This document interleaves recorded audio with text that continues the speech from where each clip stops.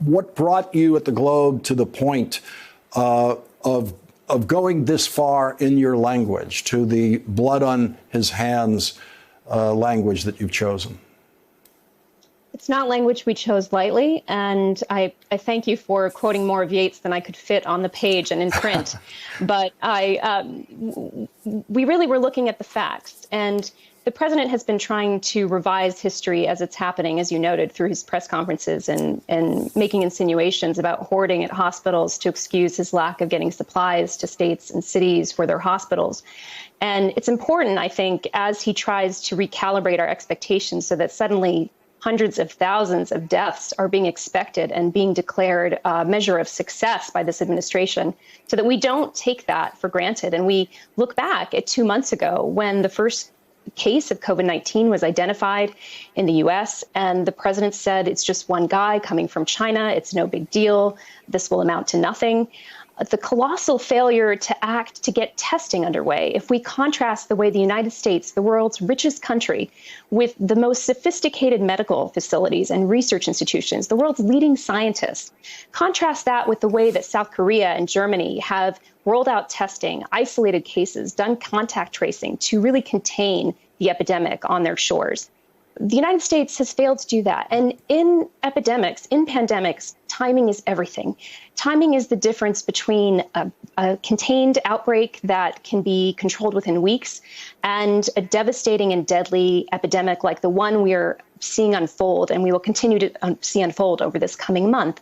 And that's because epidemics, outbreaks grow exponentially. If we had contained those early cases, if we had identified them, if the president hadn't been so worried about seeing the stock market dip during an election year, if he hadn't been trying not to count, not to test the cruise ship passengers aboard that ship off on the Pacific coast of California, because he didn't want our numbers to look high, we might have been able to contain and address this crisis much sooner.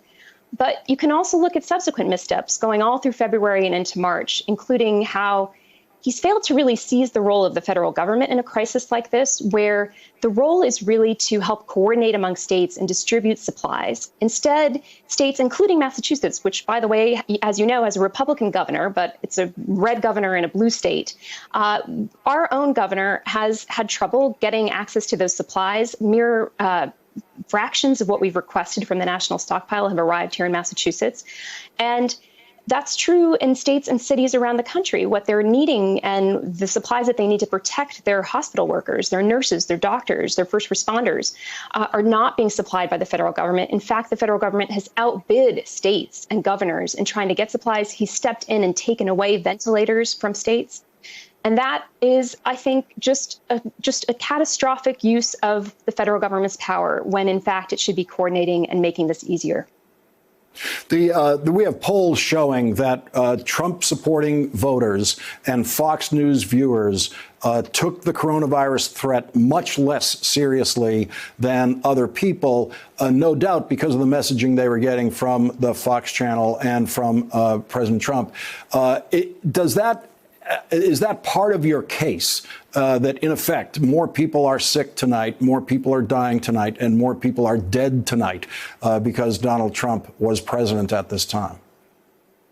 Absolutely, Lawrence. And information, scientifically valid information, is critical in outbreaks. It's critical in public response. And having the president downplay this for weeks and weeks, for months, really, and having Fox News be a sort of megaphone for that misinformation certainly has cost lives. You know, the Florida governor taking so long to close down those beaches, I'm sure is going to have an impact. I think we're already seeing the impact of various leaders not having taken seriously the information, of various individuals not having taken seriously the information, whereas contrast that with where Governor of California, Gavin Newsom, took early measures around social distancing that are starting to pay off.